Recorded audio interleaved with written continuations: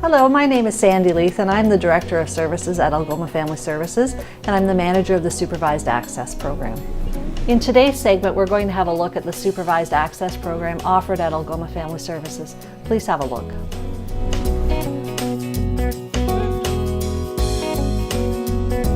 Hello, welcome to our show today.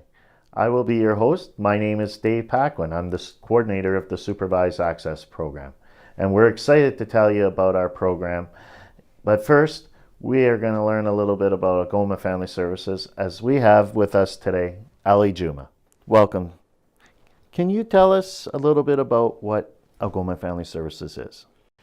For sure, and thank you for having me. It's great to have this opportunity to talk about Algoma Family Services.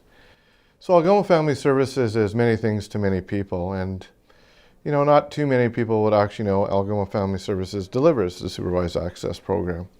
But we have, as a multi-service agency, a number of different programs, including our Supervised Access, Student Nutrition, Youth Justice, Youth Addictions, Adult Counseling Services, including Violence Against Women, and Child Witness. But most often, the community relates to AFS as a child and youth mental health agency. So doing this series helps to showcase many of our great programs, including Supervised Access. All in all, we have about 21 different programs. As a multi-service agency, we're funded and regulated by government, but we are governed by a voluntary board of directors. We have approximately 110 staff and a budget of $9.5 million. We are a district agency, so we have a number of office locations within the district, one in Wawa, 3 in the east, one in Elliott Lake, Blind River, Thessalon, and actually 2 right here in Sault Ste. Marie. Wow, that's impressive. What can you tell our audience about Supervised Access Program that you mentioned? Well, the great thing about the Supervised Access Program, it provides an opportunity for children to have time with their caregivers in a safe and friendly environment. And we've been providing that program for some time, and what's special about this year, it is actually the 25th year anniversary of the Supervised Access Program across the province of Ontario. So what you'll hear more about in this series is really how that program has evolved right here in Algoma. What's really important, and tying back to our mission statement, that is our capacity to work with our community partners. And that's really what makes this a successful program, is we've got not only excellent staff who provide that service, but it's done in collaboration with our community partners. Thank you, Ali. If you stay with us, in our upcoming segment, we'll tell you more about the Supervised Access Program. Thank you, Ali.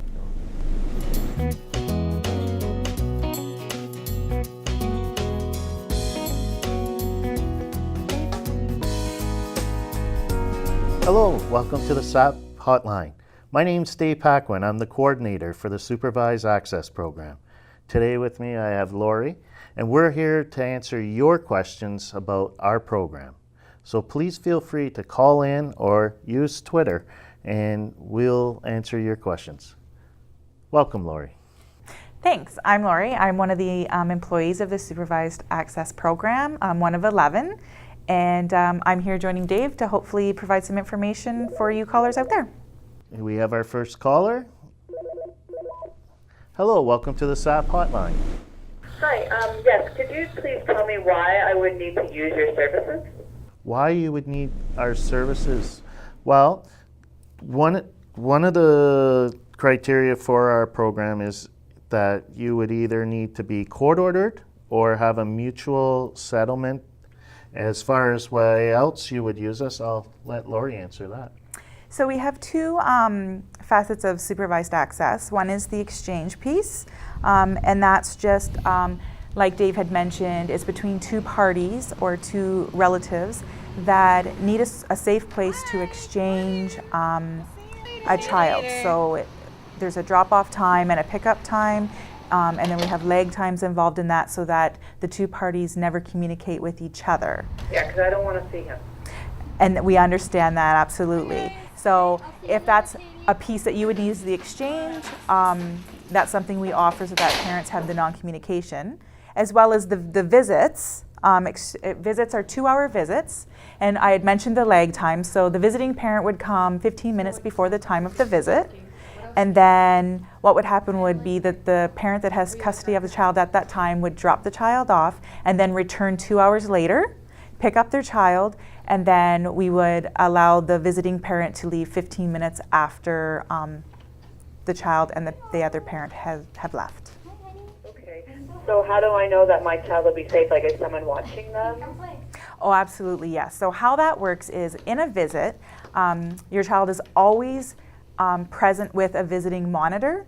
So if your child's going to the bathroom and they need assistance, we go with them.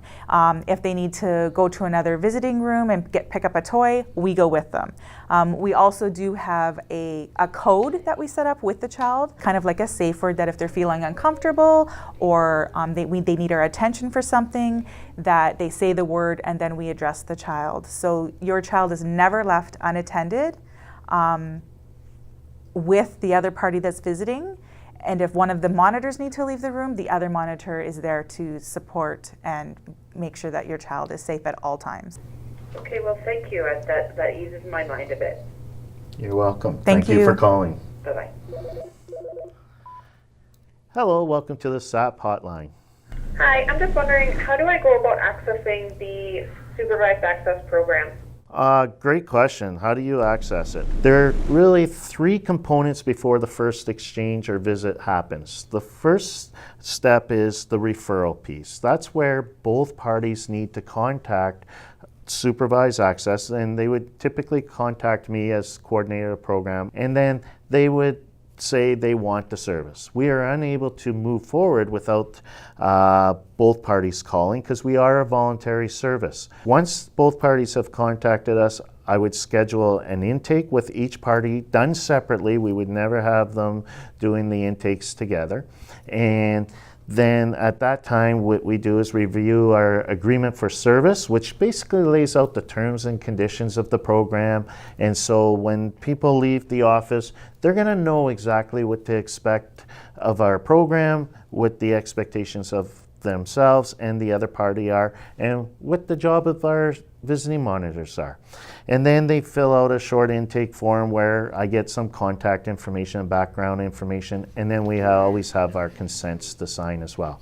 So that's second. And then once both parties have completed their intakes and all criteria and information has been gathered by the program and we are sure that we can provide a safe service, we will then look at scheduling visits or exchanges. And just prior to that, we will provide, the first visit, we would provide a child orientation, an orientation for both parties, once again separately.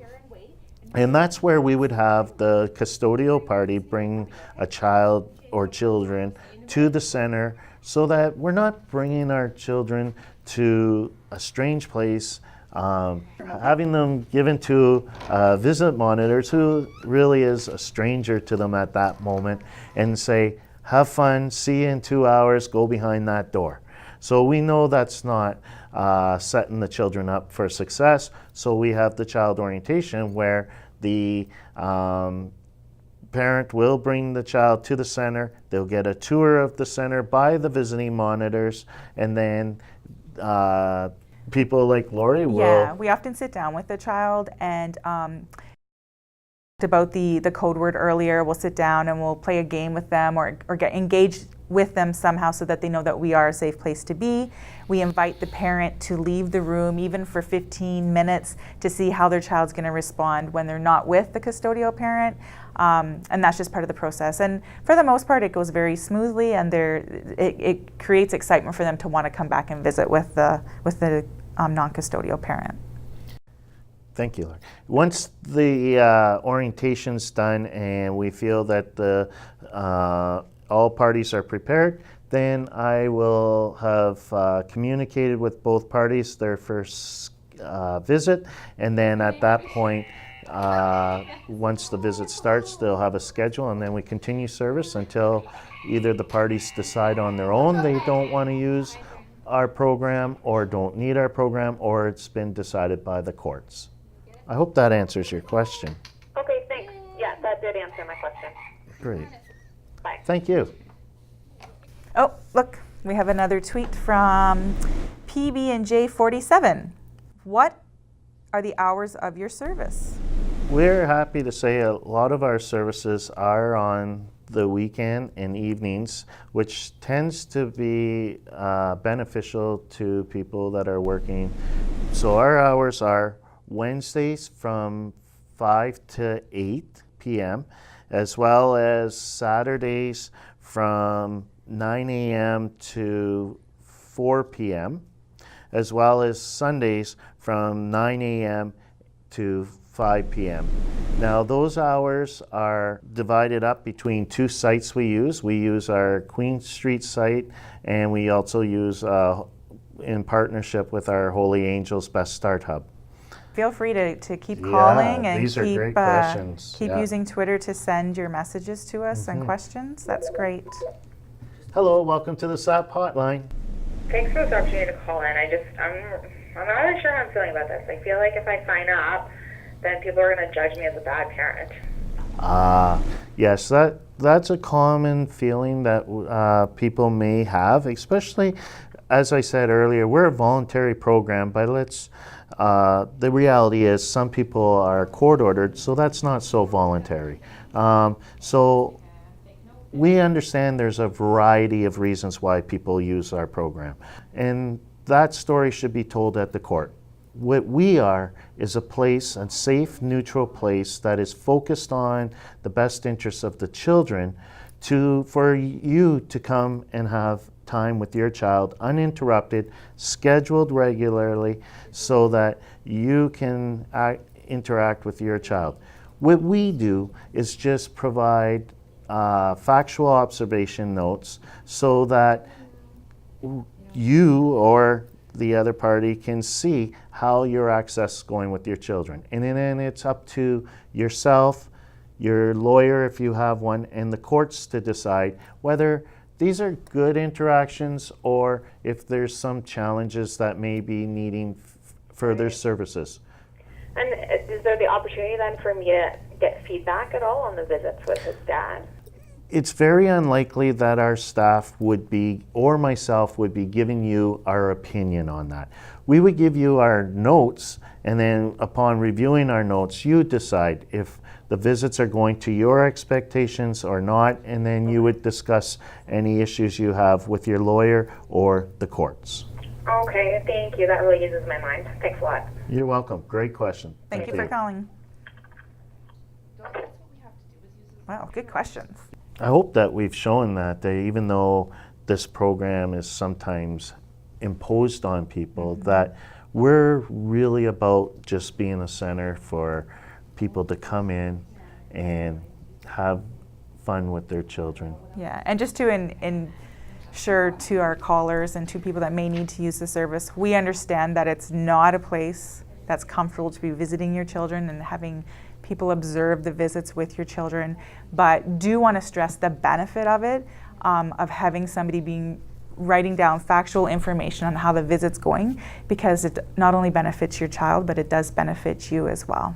And we're very proud that we're one of the pilot programs in Ontario, and this is our 25th year in our community. So we're really proud of that, to be able to service you and to allow children to have access to their parents. So once again, thank you for asking questions, and we hope that you know more about the Supervised Access Program.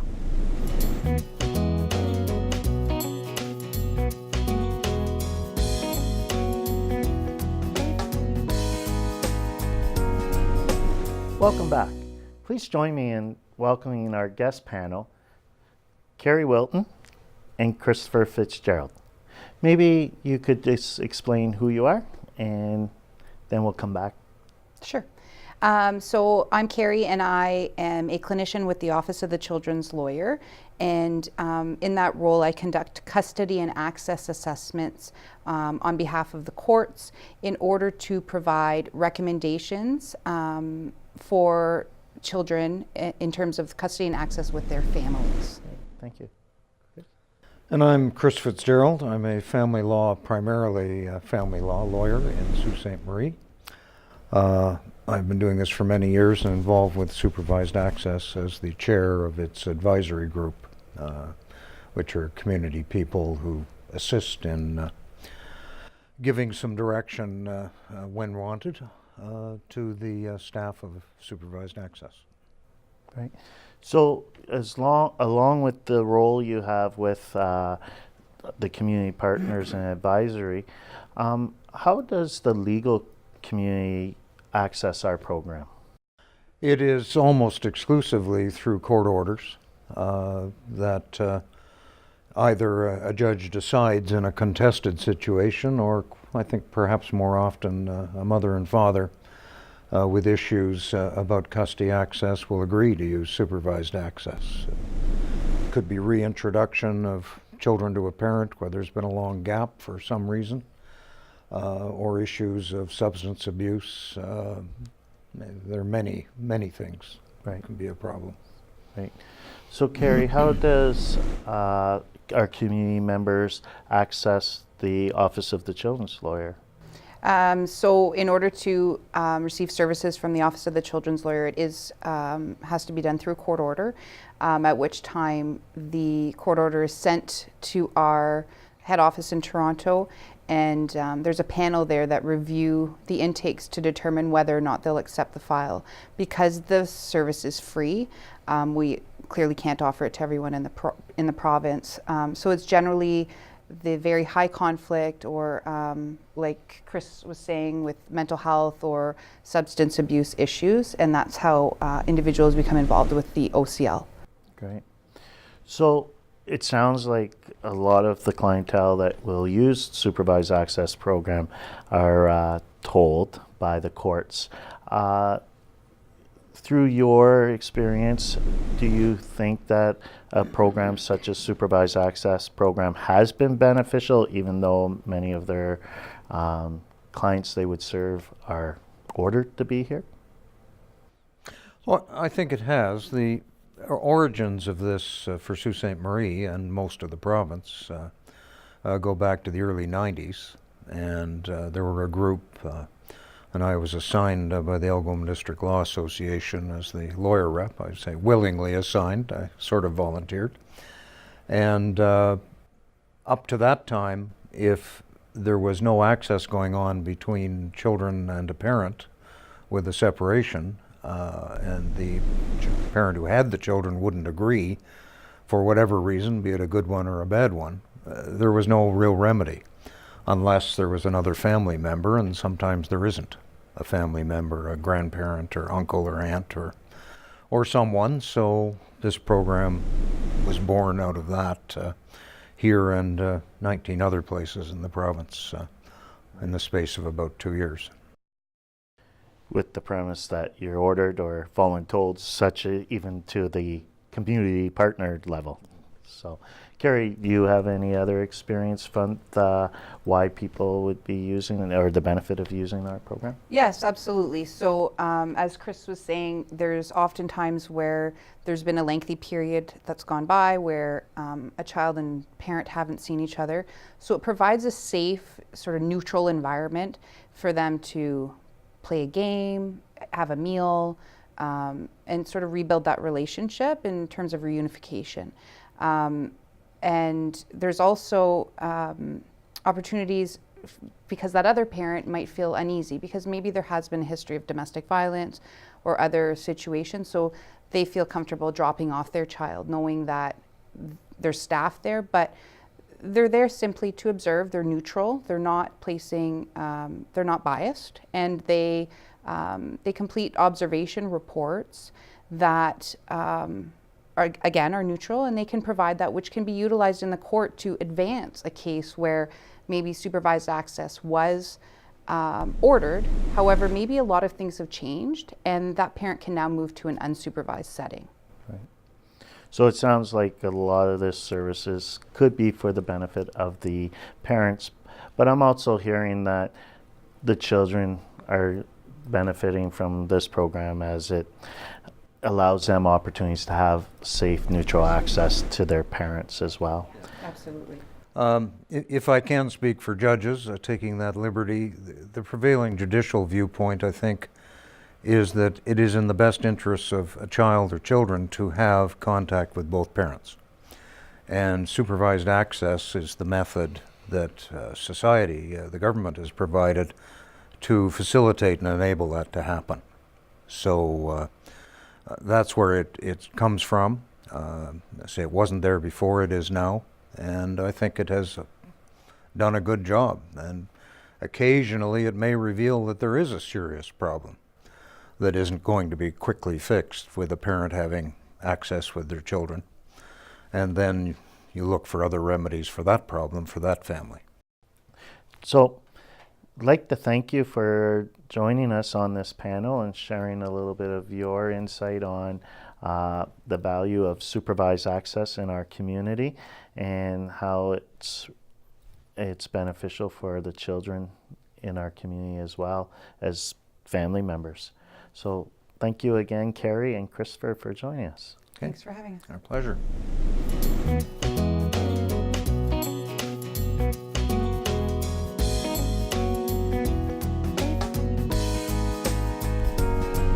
Welcome back. I'm here with Ali Juma, CEO of Algoma Family Services.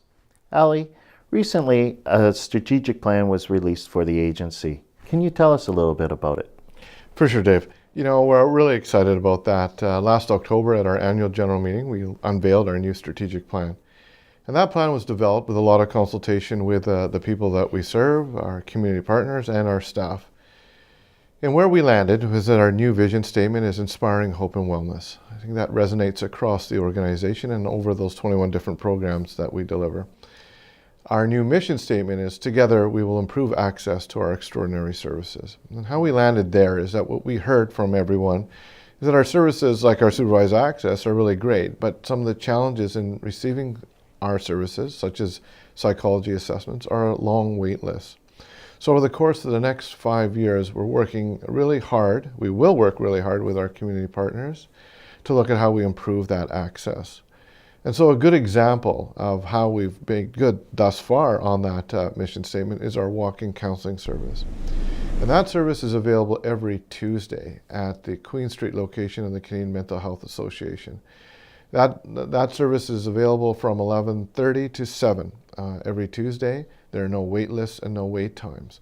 So if anyone needs that service, they can just show up and they'll get service that day. Great. Could you tell us a little bit about the 4 strategic priorities? Absolutely. You know, a strategic plan really can't be delivered if there are no priorities to be focused on. And so where we landed are 4. An awesome team, which really speaks about our commitment to developing our people at AFS. Extraordinary services around the high quality services that we want to provide or continue to provide at AFS, such as our supervised access program. And busting barriers is to looking at how we can improve our capacity to deliver our services and reduce those wait times by eliminating some of those barriers internally. And then externally, we also want to look at some of those barriers such as funding. And so that's where we've landed on our 4th strategic priority, inspiring outreach. And so this video series is a good example of our ability to share with the community who we are and what we do. And in this particular case, our supervised access program. Well, thank you, Ali. It's wonderful. It's nice to see that Algoma Family Services has a plan to serve our community and make it a healthier and safer place to be. We hope you've enjoyed today's segment on the Supervised Access Program of Algoma Family Services. If you'd like to learn more about the agency, please check out our Facebook page or our website. Take care.